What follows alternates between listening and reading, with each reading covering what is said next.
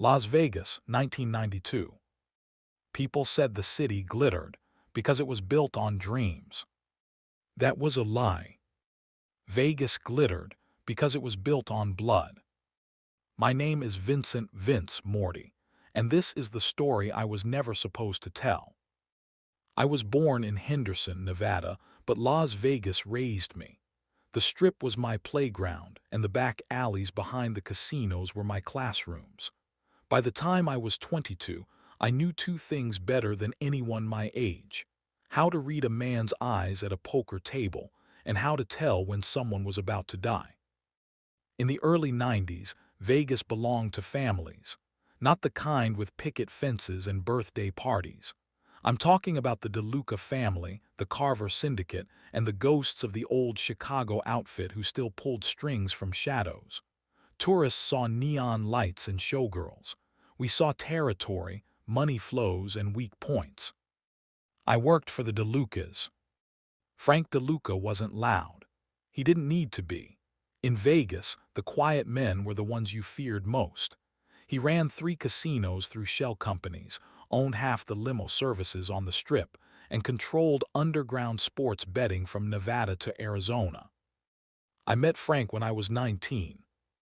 I had just broken a man's jaw behind the Stardust Casino because he tried to shortchange a DeLuca dealer. Frank watched the whole thing from across the street, smoking a thin cigar, his eyes calm like a priest at confession.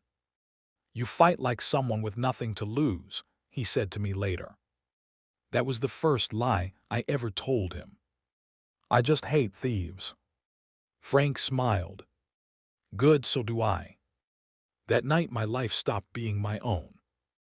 By 1992, I was one of Frank's trusted runners. I carried cash, messages, threats, sometimes bodies. The pay was good. The danger was better. In Vegas, danger was currency. But everything changed the night the Silver Mirage deal went bad. The Silver Mirage wasn't just another casino. It was a future empire. New investors, international money, and rumors of a private vault beneath the foundation, cash that never touched a bank. Frank wanted it. So did everyone else, including Raymond Carver. Ray Carver was different from the old-school bosses. He wore tailored suits, listened to jazz instead of Sinatra, and believed fear should be surgical, not loud. Where Frank ruled with loyalty, Ray ruled with paranoia. The meeting was supposed to be clean. Neutral ground, private poker room, no guns. That was the second lie of the night. I stood behind Frank as Ray Carver entered, flanked by 2 men who looked like they hadn't smiled since Vietnam. The air felt tight, like the room itself was holding its breath. Ray smiled first. "Frank DeLuca, the king of the Strip." Frank nodded. "And you're still pretending you belong here." Cards were dealt, whiskey poured, smiles exchanged. Then Ray changed the stakes. "You know," Ray said casually, "my accountant found something interesting. One of your casinos has been skimming from a joint operation we share." The room froze. Frank didn't blink. "Then your accountant is wrong." Ray leaned back. "I don't like being wrong." That's when I noticed Ray's right hand disappear beneath the table. I moved first. The gunshot sounded like the Strip on New Year's Eve, loud, final, impossible to ignore. One of Ray's men collapsed before his gun cleared the holster. Chaos followed. Chairs flipped. Glass shattered. Blood hit the cards. When the smoke settled, 2 men were dead, one bleeding out, and the Silver Mirage deal was buried with them. Frank looked at me, his eyes colder than I'd ever seen. "You just started a war," he said. He wasn't angry. He was impressed. Wars in Vegas don't happen in the streets. They happen quietly, accounts frozen, dealers flipped, accidents arranged. Over the next weeks, bodies began to appear in places meant for pleasure. Hotel pools, penthouse suites, desert roads where no one listened to screams. And then Frank gave me my next assignment. "Find Evelyn Hart," he said. I had heard the name before. Everyone had. Evelyn Hart was a financial consultant on paper. In reality, she was a ghost, someone who could make millions disappear without leaving fingerprints. "And when I find her?" I asked. Frank's smile was thin. "You decide whether she works for us or never works again." That was the night I realized something worse than death ruled Las Vegas. Secrets. I found Evelyn at a jazz bar off Fremont Street. Red dress, calm eyes, the kind of woman who knew exactly how dangerous she was. She looked at me and said, "You're not here to kill me." I should have walked away. Instead, I sat down. Outside, Vegas kept shining. Inside, the city began to collapse. Las Vegas didn't react to violence. It absorbed it. 2 days after the poker room massacre, the Strip looked the same, tourists smiling, slot machines singing, limos gliding like nothing had happened.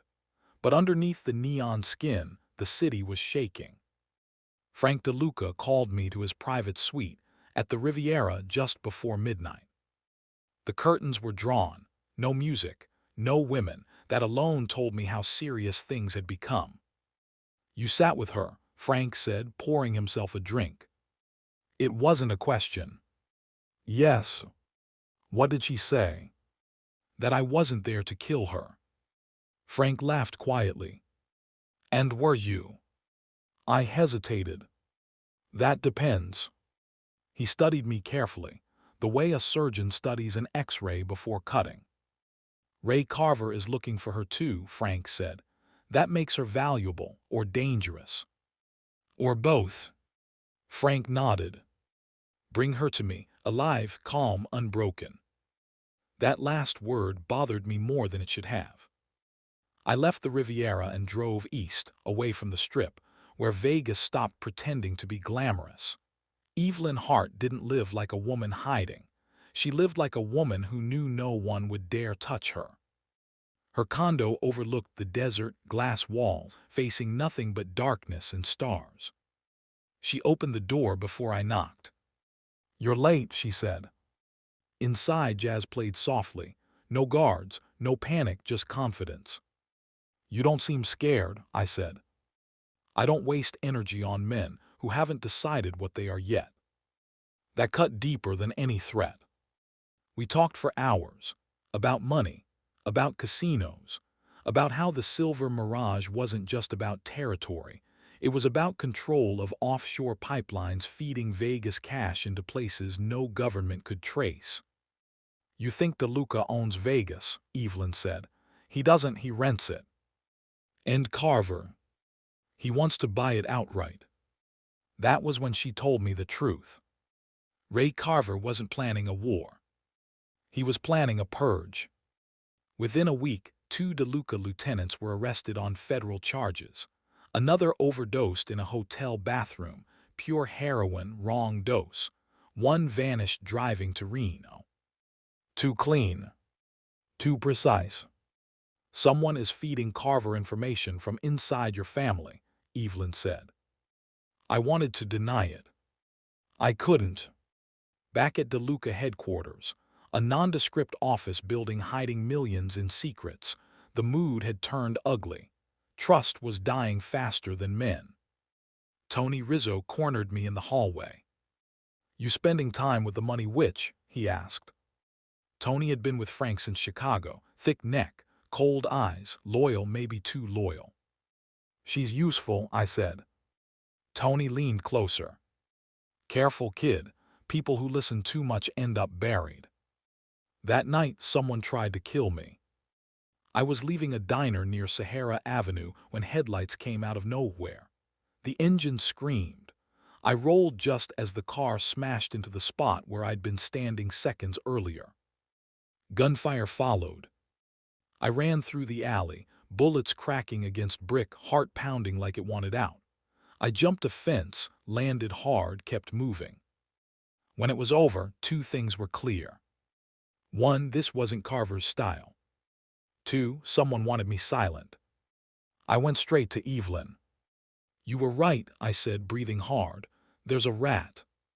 She handed me a drink. There always is. And you're still not scared. She smiled sadly. Oh, Vince, I've been scared since the day I realized money kills cleaner than bullets. By morning, Frank summoned his inner circle. 5 men, 5 guns, 0 trust. We're bleeding, Frank said, and I want names. Silence. Then Tony spoke. Maybe the problem isn't inside, he said, looking directly at me. Maybe it's the outsider whispering poison. Eyes turned toward me. Frank didn't move. Say it clearly. Tony shrugged. Vince brought her in. Since then we're dropping like flies. I felt the room tighten. Frank looked at me. Is that true? She warned us, I said, about the leak about Carver. And how convenient, Tony said, that Carver hasn't touched her. Frank raised a hand. Enough. He stood. I built this family on loyalty, not fear. Until I know who's betraying us, nobody moves alone. The meeting ended with no answers, and that scared me more than accusations. That evening, Evelyn showed me something that changed everything. Documents, wire transfers, names. Tony Rizzo's name appeared again and again, funneling information through shell companies tied to Carver. He's not just betraying DeLuca, Evelyn said. He's planning to replace him. I stared at the papers. Tony, Frank's brother in blood. What happens if I show this to Frank? I asked. She met my eyes.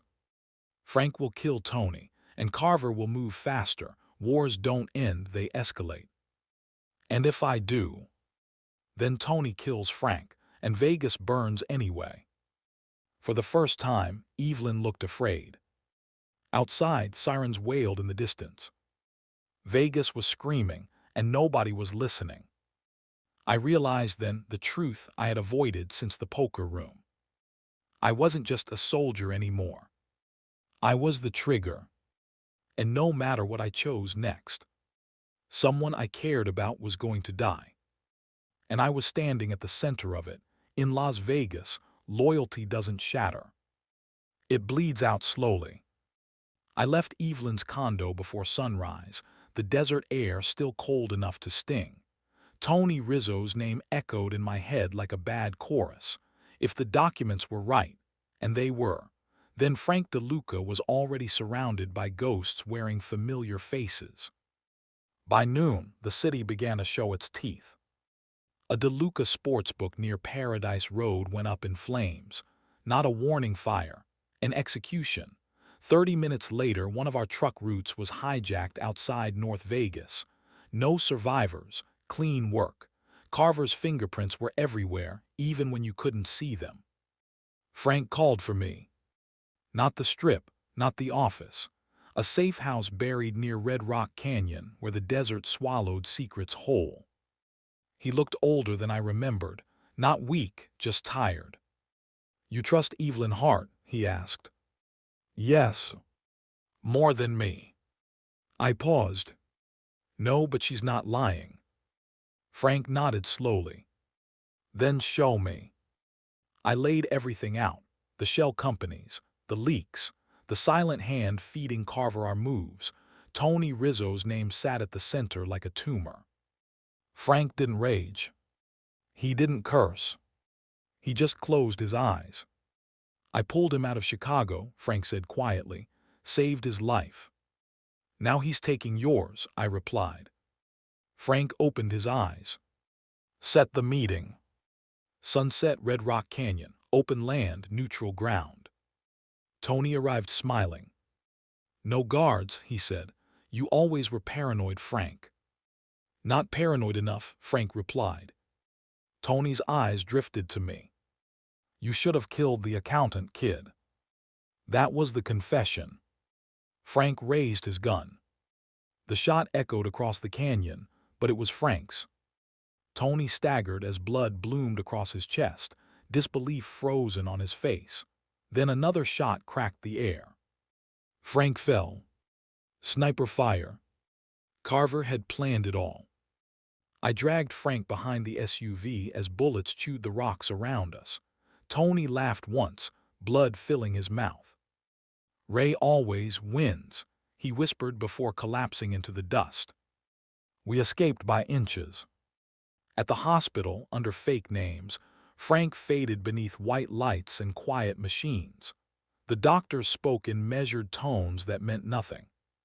By nightfall, Vegas knew. Frank DeLuca was dying. Ray Carver didn't waste time. He seized the silver mirage through courts and contracts, not guns. By morning, the casino flew his colors. Half the DeLuca crew switched sides.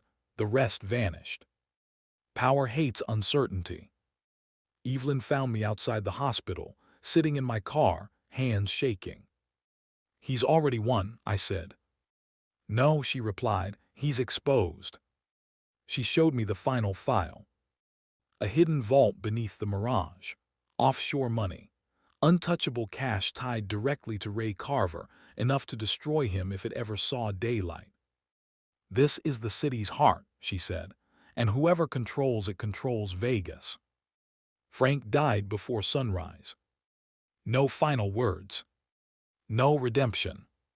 Just silence. Ray Carver invited me to the Mirage that same night. Champagne, jazz, victory pretending to be class. "You're standing where legends fall," he said. "Stand with me and you'll never fall." His price was simple. Bring me Evelyn Hart. I understood then. This wasn't about DeLuca. This wasn't even about Carver. It was about succession. I smiled. "I'll bring her." That night, I drove Evelyn into the desert. The city lights faded behind us like dying stars. "Are you betraying me?" she asked calmly. "No," I said, "I'm ending this." The wind cut across the sand, carrying the sound of a city that never learned. Tomorrow, Ray Carver would lose everything. And Las Vegas would choose a new devil. Las Vegas always gets its pound of flesh. It just decides who pays it. The desert swallowed the road behind us as I stopped the car. No lights, no witnesses, just wind and silence. Evelyn stepped out calmly. "So this is where men decide who they really are," she said. "I told Carver I'd deliver you." She didn't flinch. "And instead we end him." She smiled, not with joy but with acceptance. "Then we do it clean." By midnight, Ray Carver stood beneath the silver mirage, celebrating a victory he didn't understand. The vault was scheduled to open at dawn, his insurance policy, his throne.